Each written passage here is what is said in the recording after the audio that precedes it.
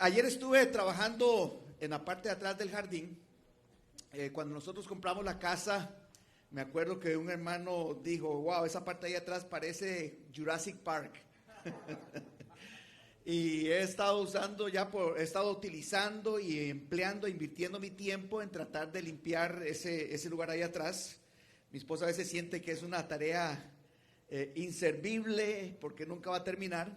Y de hecho es que ayer, sacando unas cosas, decía: pero si yo esta maleza ya la saqué el año pasado, la arranqué de raíz, ¿cómo es posible que volvió a salir?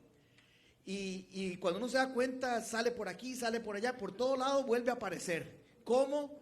No tengo ni la menor idea, porque he puesto todo mi empeño, mi trabajo, mi dedicación en sacar toda esa maleza. Y sigue apareciendo, y sigue apareciendo, y sigue apareciendo. ¿Saben? Así es Satanás. Satanás tiene una manera de actuar. Satanás tiene una manera de hacer las cosas. Y él utiliza un sistema porque el sistema le ha funcionado. El sistema le ha funcionado. Entonces nosotros tenemos que tener muy claro cómo, si queremos realmente contrarrestar el trabajo que Satanás hace, tenemos que entender cómo es que Satanás trabaja. Algunos de ustedes han posiblemente escuchado ya un término que se está utilizando en diferentes lugares, las escuelas, en la política, que se llama critical theory, teoría crítica, la teoría crítica. ¿Qué significa eso, teoría crítica? Bueno, cualquier palabra se puede poner entre teoría y crítica. Por ejemplo, teoría racial crítica o teoría histórica crítica o teoría de la historia negra crítica o teoría literaria crítica. Pero ¿qué es lo que realmente significa la teoría crítica? La teoría crítica sencillamente expone que todo tiende de cierta manera a deteriorarse y que para poder realmente construir algo bueno y mejor hay que traerse al suelo lo que existe. Hay que traerse al suelo lo que existe. Esa es la teoría crítica. Si usted ha creído, por ejemplo, la teoría crítica literaria que comenzó a destruir todas las nociones que teníamos acerca de las escrituras y quiénes eran los autores y las teorías y las doctrinas bíblicas, ellos se encargan de traerse al suelo lo que hemos creído por siglos y siglos. La teoría racial, entonces, lo que hace es traerse, porque dice que somos no solamente racistas en el corazón, sino que hemos incorporado el racismo en todas las estructuras y organizaciones. Y entonces hay que traerse al suelo todas las organizaciones porque tienen la semilla del racismo y hay que traérselos al suelo. Y entonces por eso es que uno se pregunta ahora, pero ¿cómo es que la sociedad ha cambiado en tan pocos años, tan rápidamente, tan drásticamente? Y nos damos cuenta que después del COVID, básicamente en cuestión de 3 años, la sociedad ha cambiado prácticamente más de lo que había cambiado en 50 años o en 100 años. ¿Por qué? ¿Qué pasó? ¿En qué momento sucedió todo esto? Porque esto no sucedió de la noche a la mañana.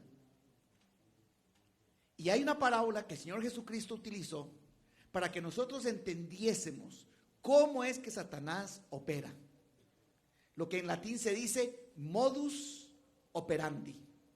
El modus operandi es la forma de operación, un sistema, una metodología que Satanás utiliza para destruir. La escritura dice que Satanás no vino sino para ¿qué? Hurtar, matar y destruir. Y que es cierto, es increíble como lo vamos a ver con la parábola que luego Jesús explica, cómo efectivamente Satanás vino a hurtar, matar y destruir. Y la teoría crítica, eso es lo que busca, traerse al suelo todo, las organizaciones, las estructuras, las ideologías, las creencias que hemos tenido. Para nosotros es importante saber cómo actúa, porque esa es la manera en que podemos contrarrestarlo. Vamos a abrir nuestras Biblias en Mateo capítulo 13, donde están varias de las parábolas que el Señor Jesucristo utilizó. Las parábolas es una historia práctica para tratar de transmitir una verdad espiritual. El Señor Jesucristo utilizó parábolas de cosas de la vida, donde trata a través de esas cosas y experiencias de la vida explicar una realidad espiritual. Muchas veces a las personas les cuesta entender la verdad espiritual detrás de esa historia porque no entienden ni conocen la parte espiritual. Por eso Jesús le dijo que a algunos les hablaba en parábolas para que no entendiesen. ¿Por qué? No es porque Dios no quiera que nosotros entendamos, sino porque Dios sabía que ya habían cruzado una raya donde ellos ya rechazaban abierta y conscientemente a Jesucristo, y por lo tanto, en un acto de misericordia de Dios y del Señor Jesucristo, no darles más luz, porque la Biblia dice que entre más luz, mayor condenación. Hay un punto donde ya no debemos de cruzar y darle a la gente más y más y más información, porque ya su corazón ha decidido rechazar. ¿Ok? Esa es la intención. Jesucristo vino a traer el mensaje del reino. En ese mensaje del reino era arrepentidos porque el reino de los cielos se ha acercado. A lo suyo vino y los suyos no lo recibieron. Ese rechazo abierto del pueblo de Israel, de la nación de Israel, conllevó al Señor Jesucristo al cambio de planes que ya estaba programado dentro del plan de Dios, de introducir a la iglesia y poner de lado a Israel, ponerlo, por así decirlo, en la banca, porque Israel rechazó a su Mesías. Y entonces el Señor introduce la era de la iglesia, que es la era donde estamos viviendo. Pero el Señor, como dice el apóstol Pablo, no ha terminado con Israel. Va a llegar el momento donde la iglesia va a ser trasladada y Dios tiene que terminar de tratar con la nación de Israel. En esa semana número 70 de Daniel, que son 7 años con los cuales concuerdan, y dice el Señor que es un tiempo de tribulación cual nunca antes lo ha habido. Pero vamos al texto. Las parábolas del Señor Jesucristo, capítulo 13, Mateo, en el versículo 24. Esta parábola es muy interesante y hay 7 cosas, 7 puntos que quiero dejar con ustedes en esta mañana. 7 cosas. Yo sé que 7 es mucho para recordarse, pero si tiene ahí donde anotar, anote cada uno de ellos. Dice esta parábola, les refirió otra parábola diciendo: el reino de los cielos es semejante a un hombre que sembró buena semilla en su campo. El primer punto que quiero mencionar es que esta parábola es acerca de cómo funciona y opera el reino de Dios. Vean que dice claramente, diciendo, el reino de los cielos es semejante. Entonces, el objetivo aquí, el punto principal es que entendamos cómo es el reino de Dios, cómo funciona el reino de Dios, cómo opera. Va a utilizar una figura física para entenderlo, pero recordemos que está hablando de ¿qué? Del reino de Dios. Y vean qué interesante, porque dice también, no solamente que es el reino de Dios, porque la escritura dice, venga a nosotros ¿qué? Tu reino. Es cierto, San Agustín hablaba de la ciudad de Dios. La ciudad de Dios era el reino de Dios cuando estemos en el cielo y la patria celestial y que somos ciudadanos no de este mundo, sino de nuestra patria celestial, ¿cierto? Pero en el tanto que vamos a la ciudad de Dios, Dios nos dejó aquí, en esta tierra. Y algo tenemos que hacer. Mientras estemos en esta tierra, tenemos responsabilidades también. Por algo nos dejó Dios acá, ¿sí o no? Si Dios hubiera querido llevarnos directamente a la ciudad de Dios, pues nos entregamos a Cristo, ahí mismo nos morimos o nos traslada, lo que fuera, y ya estaríamos con Cristo. Pero no, Él nos dejó acá. Y por eso dice, venga a nosotros tu reino. Porque el propósito y la voluntad de Dios es que nosotros llevemos el mensaje del reino de Dios, usemos cómo Dios opera en ese reino y lo entendamos y lo hagamos de esa manera. Entonces dice, el reino de los cielos es semejante a un hombre que sembró buena semilla en su campo. Dos cosas más también sobre mencionar de este primer punto. Es que es acerca del reino de Dios. El reino de Dios es su campo. Ven ahí que el hombre está sembrando ¿en dónde? Está sembrando en su campo, le pertenece a él. Esta creación, cielo y tierra, ¿le pertenecen a quién? A Dios. Es su campo, es su campo. Y sembró, ¿qué dice? Sembró buena semilla. Primera de Pedro, capítulo 1, versículo 23, habla de la simiente, o sea, la semilla, la simiente incorruptible. Y dice que nosotros, los hijos de Dios, los creyentes, los verdaderos seguidores de Jesús, hemos sido nacidos de una simiente, una semilla que no se corrompe, que no se destruye, que no se deteriora, que no se pudre. Eso es extraordinario. Esa es la buena semilla. La buena semilla es la semilla que Dios pone. Y es una semilla que es indestructible, por así decirlo. Entonces, eso es lo que tenemos que tener claro. El reino de Dios es lo que le pertenece a Dios. ¿Y qué le pertenece a Dios? Todo, todo. Dios es el dueño, creador y dueño de todo el universo. Y le pertenece a Él. Y Él ha decidido mandar, enviar y sembrar una buena semilla. La Escritura dice que todo don perfecto, todo regalo viene ¿de quién? De Dios, del Padre de las luces. Dios actúa en la claridad, en la transparencia. Dios actúa en la luz. Y todo lo bueno viene de Dios. Entonces, esa es la verdad importante que tenemos que entender. El reino de Dios le pertenece a Él. Él es el dueño. Y Él ha decidido plantar una semilla que es indestructible. Es una buena semilla. Todo lo bueno viene de Dios. Pero en el versículo 25 nos habla en segundo punto que dice que mientras dormían los hombres, los siervos que estaban cuidando el campo, ¿vino quién? Vino su enemigo y sembró cizaña entre el trigo. Aquí la buena semilla es representada por el trigo. El trigo era una semilla que se utilizaba y el fruto que se utilizaba para hacer el pan. Y el pan era prácticamente la base dietética de la gente en Medio Oriente. El pan era necesario, era fundamental, como en algunos de nuestros países el arroz, o en otros países los frijoles, o en otros países las tortillas. Era el elemento base, principal, central, ¿cierto? Entonces, es importante que entendamos que en este versículo nos da la primer clave de cómo el enemigo y Satanás actúan. Satanás actúa en la noche. Satanás actúa en la oscuridad.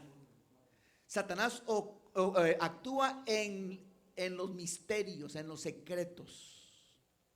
Satanás actúa cuando nosotros estamos durmiendo. ¿Y qué significa la figura de dormir?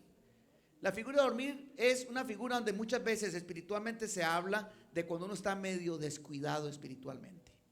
Cuando uno está ocupado en otros asuntos. Cuando uno está descuidado. Cuando uno está desprevenido. Es en esos momentos donde Satanás actúa. En el momento menos esperado. Ahora, ¿qué es lo que Satanás hace? Actúa, pero actúa de una vez. Viene y se mete cuando estamos, no estamos enfocados y viene y nos quita todo de un solo tiro. No, dice aquí la Escritura que Satanás tiene un modus operandi, un modo de operar. Lo primero que hace es que viene, dice, pero mientras dormían los hombres, vino su enemigo y sembró cizaña entre el trigo. Ese es el punto 3, no se me adelante, hermano. Sembró cizaña. Y esa es la figura que nosotros entendemos cuando hablamos de hablar de sembrar cizaña, significa sembrar división, ¿cierto? Decimos sembró cizaña, sembró división. Y eso es precisamente lo que Satanás viene a hacer: a hurtar, matar y destruir. Pero vean qué importante, algo que aquí el texto no lo dice, que se implica. ¿Dónde sembró el enemigo la cizaña? ¿En qué campo? ¿En el de él? No. Él vino a sembrar la semilla en el campo de quién? De otro. En el campo de otro. Y eso es lo que Satanás siempre hace. Cuando nosotros pensemos en la iglesia, cuando nosotros pensamos en la familia, cuando nosotros pensamos en las escuelas, cuando nosotros pensamos en nuestra sociedad, en nuestros países, tenemos que entender que Satanás siempre viene a hurtar lo que no le pertenece. Él siempre viene a infiltrarse, a meterse. Él no vaya y construye por su lado allá lo suyo y busca quien le siga por allá. No, a Satanás le gusta quitarle a los demás lo que tienen.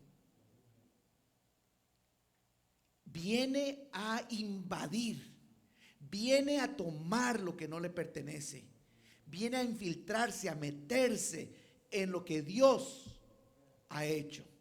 Es el campo de Dios y es la semilla de Dios. Pero Él viene a meter otra semilla. Esa semilla representa muchas cosas. Puede representar los agentes de Satanás, que son infiltrados. El apóstol Pablo los llama que son lobos rapaces disfrazados de oveja, ¿cierto? Parecen hermanos, parecen ovejas, parecen cristianos, pero realmente son lobos rapaces. O puede también poner semillas de duda, semillas de amargura, semillas de división. Sea lo que sea, las semillas que Satanás usa no son la verdadera semilla, no son la semilla incorruptible. Viene a sembrar otras semillas, semillas malas que vienen a destruir la siembra. Ahora, ¿qué fue lo que hizo Satanás? Como decía el hermano Will, que se me adelantó ahí. El punto número 3 es que Satanás sabe esperar. Satanás sabe esperar y cree en el poder de la semilla. Cree en el poder de la semilla. Satanás sabe que todas las semillas tienen un reloj biológico. Lo que tiene que hacer es sembrar la semilla.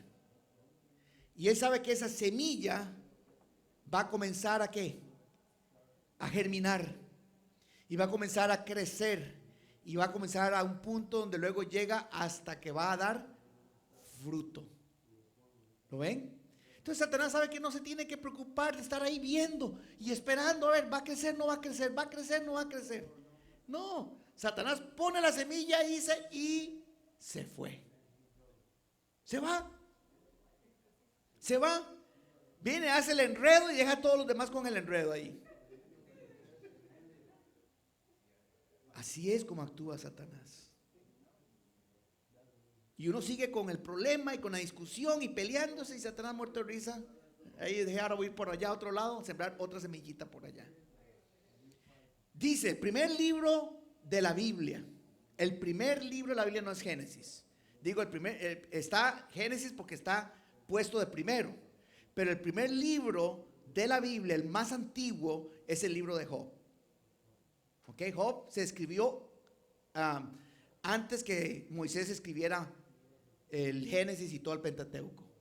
Y ese libro, que es el más antiguo, cita y ya habla de los ángeles y de los seres espirituales que conviven con nosotros aquí en la tierra. Y les llama los hijos de Dios. Es una de las frases de cómo se les llama a los ángeles, hijos de Dios. Y dice que los hijos de Dios venían a la presencia de Dios y andaban por toda la tierra. Y dice que con los hijos de Dios vino también ¿quién? Satanás. Y Dios le preguntó, ¿dónde vienes? Y dice, pues ahí de rondear por la tierra y de ver a ver qué daño hago y a quién me llevo entre las piernas. ¿Lo han visto? Esa es la forma en que Satanás opera y actúa. Él va buscando en el terreno que no le pertenece, porque no es de él. Él quiere venir a hurtar, matar y destruir. El versículo que sigue dice: y se fue. En el 26 nos da la cuarta lección acá. Dice que cuando salió la hierba y dio fruto, entonces apareció también ¿qué? La cizaña. ¿Saben? Hay un tiempo y un momento donde ya las cosas se hacen evidentes. Yo no puedo saber, en el momento en que se siembra una semillita, yo no puedo saber qué semilla es esa. No puedo saber. Bueno, si soy un conocedor, tal vez sí, como el hermano pastor que es agrónomo, pero si no la ve, él sembró algo bueno, pero vino alguien y cuando estaba durmiendo se descuidó, puso otras semillas. ¿Saben? Que la cizaña y el trigo se parecen. Esa es la idea aquí del texto. Son dos semillas que parecen ser iguales.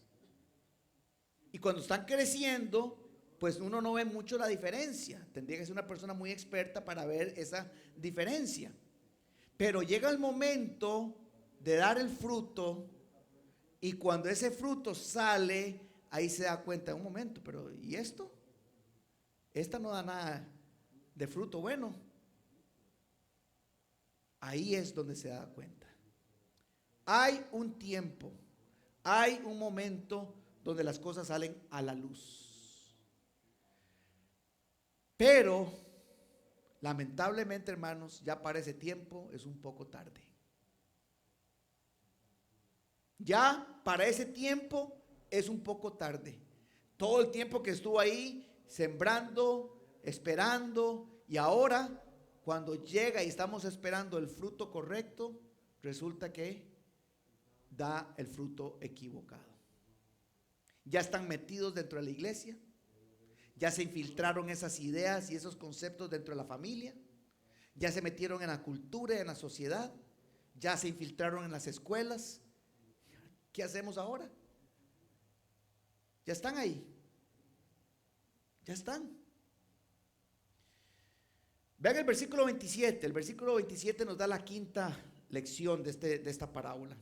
Dice: vinieron entonces los siervos del padre de familia y le dijeron: Señor, ¿no sembraste buena semilla en tu campo? ¿De dónde pues tiene cizaña? Hasta cierto punto los siervos, que fueron los que sembraron la semilla, están tratando de justificarse. Están tratando de decir y cuestionar un poco la motivación del dueño, la motivación del padre. Le están diciendo: Señor, nosotros hicimos lo que tú nos dijiste que hiciéramos y sembramos esta semilla que nos diste, pero salió otra cosa. No es culpa nuestra. No quiero decir que es culpa tuya, pero estamos preguntando: ¿no nos diste la buena semilla para sembrar? ¿No sembraste la buena semilla? ¿Por qué es que está ahora dando un fruto equivocado? ¿Se dan cuenta, hermanos? Hay una tendencia, porque nosotros en esta parábola estamos representados de dos maneras. Los cristianos, los hijos de Dios, estamos representados aquí como los siervos del dueño de este campo, que son los que hacen el trabajo y sembraron la semilla. La Biblia dice que nosotros, los hijos de Dios, los creyentes, ¿qué tenemos que hacer? Ir y ¿qué? Sembrar la semilla. Pero también en la parábola nosotros somos las plantas de la buena semilla. Y entonces hay dos tipos de plantas: los que son verdaderamente hijos de Dios y los que ¿qué? Los que no lo son. Los que no lo son. Y nosotros no podemos saber eso. Nos sentamos en una iglesia con hermanos, les llamamos hermanos, hermanas, les llamamos cristianos, cristianas, pero solo Dios conoce el corazón. Y cuando comienzan a dar ciertas evidencias y cierto fruto, pues nos ponemos entonces a cuestionar: bueno, pero ese hermano, esa hermana, ¿no es que es cristiano, cristiana? Y comenzamos entonces a ver los frutos. No significa que los cristianos verdaderos no puedan fallar. Para eso está la disciplina en la iglesia. Pero cuando hay rechazo a la disciplina de Dios, cuando hay terquedad, rebelión y permanece en la misma cosa, pues obviamente está dando una señal de que la semilla es equivocada, no es la verdadera semilla. Y entonces la motivación de nosotros muchas veces de creer y decir, Señor, pero ¿por qué no haces la obra? ¿Pero por qué no aquí? ¿Por qué no allá? No, lo que no hemos entendido es que siempre que queremos hacer algo bueno y siempre que Dios quiere hacer algo bueno, inmediatamente, instantáneamente, el mal está operando. Cuando nosotros queremos llevar adelante un buen hogar, cuando nosotros queremos establecer una buena iglesia, cuando queremos hacer las cosas como Dios quiere, desde el mismo momento que nos proponemos hacer algo bueno, hay alguien que quiere destruir lo que estamos haciendo y traérselo al suelo. Entonces, ¿qué es lo que Dios quiere que aprendamos acá? Lo que Dios quiere que aprendamos es que nosotros los cristianos tenemos que tener bien claro en nuestra mente que siempre que hagamos algo bueno, ya hay quien está trabajando para traérselo al suelo. Ese es Satanás. Siempre va a estar trabajando para traerse al suelo cualquier cosa buena que tratemos de hacer, para la gloria de Dios, para el reino de Dios, para lo que sea. Esto se aplica a todo. Vean la sexta cosa. Versículo 28, 29 dice, bueno, todavía el 28, expandiendo la quinta cosa, se me olvidó el 28. Él les dijo, versículo 28, Él les dijo, un enemigo ha hecho esto. ¿Se dan cuenta? Él les dice a los siervos, no, esto no viene de mí.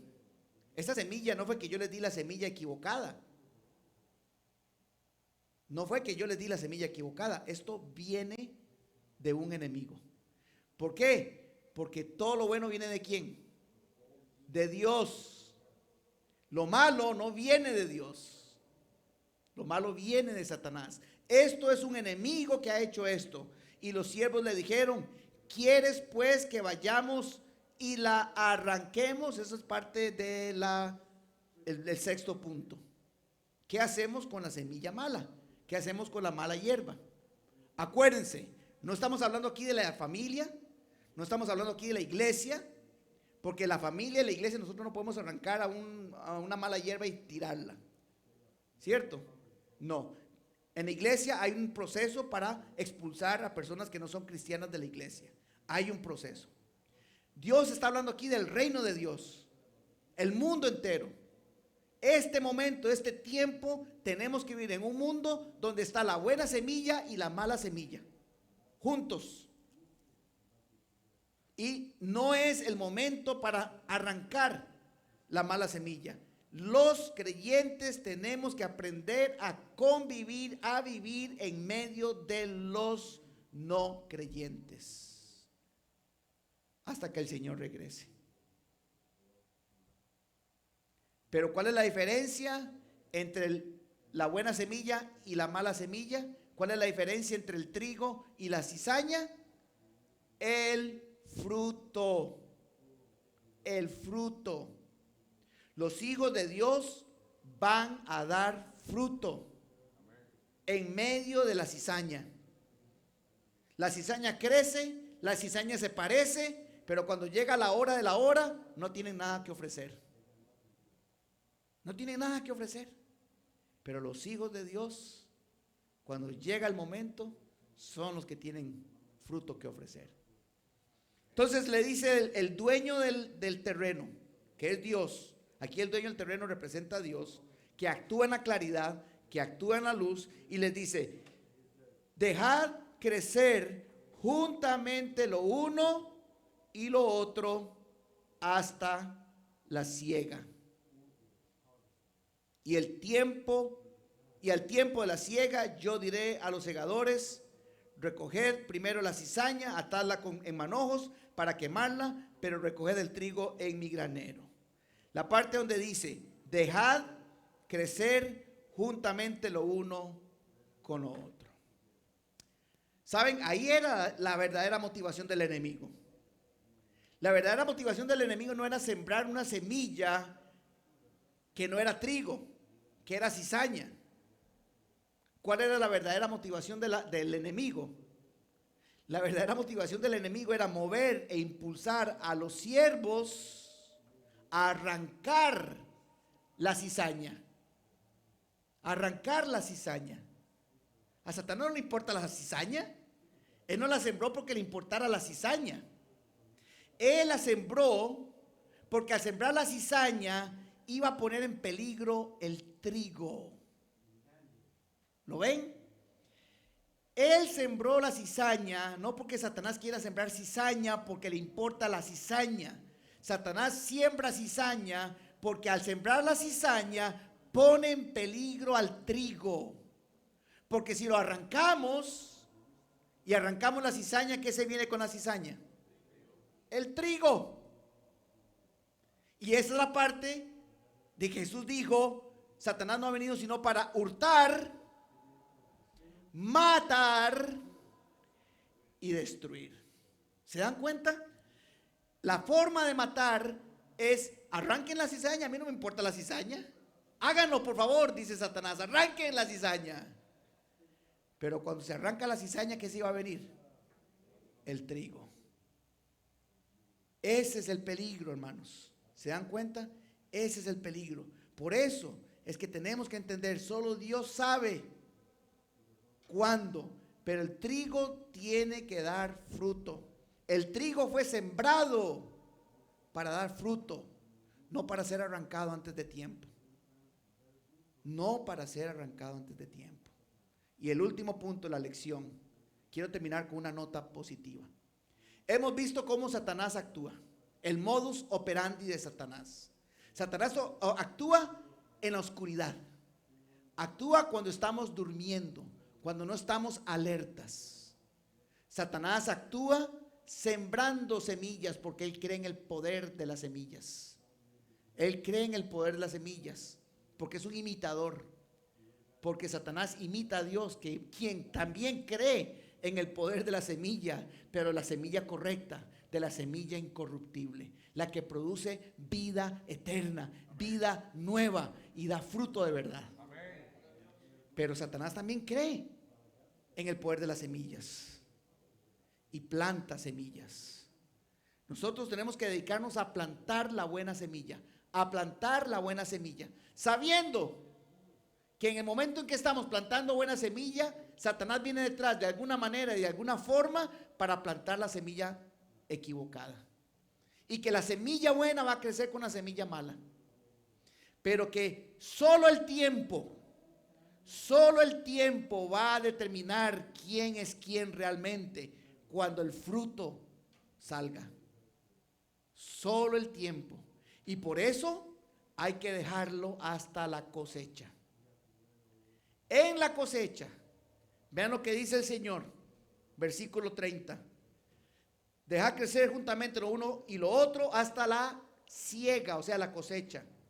Y al tiempo de la siega, yo diré a los segadores, recoged primero ¿qué cosa? Ahora sí, arranquen la cizaña.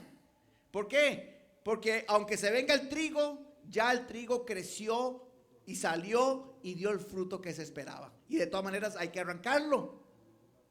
Pero cuando se arranca, arranquen la cizaña, pónganla a un lado y pongan el trigo ¿a dónde? Al otro lado. La cizaña que no sirve a un lado y el trigo que sí sirve y que dio fruto al otro. Y dice, recoged primero la cizaña, atadla en manojos. ¿Para qué? Quemarla. Pero recoged el trigo en mi granero. Mi granero, mi casa. Dice el Señor, porque dice que hay muchas mansiones allá en el cielo, ¿cierto? Y dice, voy pues a preparar lugar para vosotros, para que donde yo estoy, vosotros también estéis. Ese es el tiempo en que Dios divide la cizaña del trigo. En este mundo, vamos todavía a estar viviendo junto y en medio con la cizaña, hermanos. Para concluir, es importante que entendamos cómo Satanás opera. ¿Por qué? Porque nosotros tenemos que entender cómo el enemigo opera para poderlo contrarrestar. Hay otra parábola al principio del capítulo 13, que es la famosa parábola del sembrador. En esa parábola dice la escritura que un hombre llevaba la semilla y mientras iba al campo a sembrar la semilla, una parte cayó sobre el camino, ¿cierto? ¿Se acuerdan? Y dice que cuando Jesús comienza a explicar, dice que venían los pájaros y se la comían. ¿Qué hubiera pasado si el sembrador se dedica a espantar los pájaros? ¿Quién hace la siembra entonces? ¿Se dan cuenta? No, es que los pájaros están comiendo la semilla. No podemos dejar que los pájaros se coman la semilla. Y si me dedico a espantar pájaros, como muchos cristianos muchas veces hacemos, nos dedicamos a espantar pájaros, en lugar de ¿qué? De hacer el trabajo de sembrar la semilla. ¿Ven? Esta es la razón por la que Dios quiere que nosotros entendamos cómo funciona el reino de Dios. No se dediquen a espantar pájaros. No se dediquen a separar cuál semilla es cuál y cuál fruto es cuál. Eso va a llegar su tiempo. Dedíquense a sembrar la semilla que yo les he dado. Amén. Eso es lo que tenemos que hacer, hermanos. Dedicarnos a sembrar la semilla incorruptible. Vamos a orar. Puestos de pie.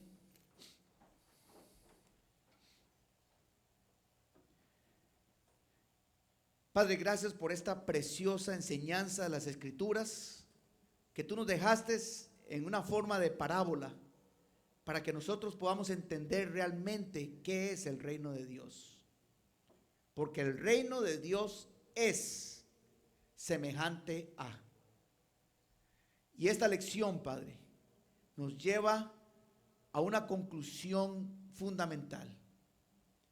Y es que debemos entender cómo nuestro enemigo opera. Pero al fin y al cabo, y al final de todo, el dueño del campo está en control. Él está en control de todo lo que se siembra. Él está en control de la cosecha.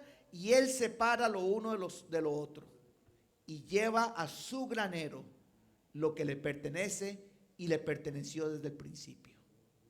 Gracias, Padre. A veces nos preocupamos demasiado por el enemigo. A veces nos preocupamos demasiado por las cosas que hace, olvidando y recordándonos ahora que llega el momento en que tú harás todas las cosas y todos tus propósitos eternos se cumplirán. Así como Jesucristo en un momento determinado, al entregar ya su espíritu, dijo: consumado es. Consumado es.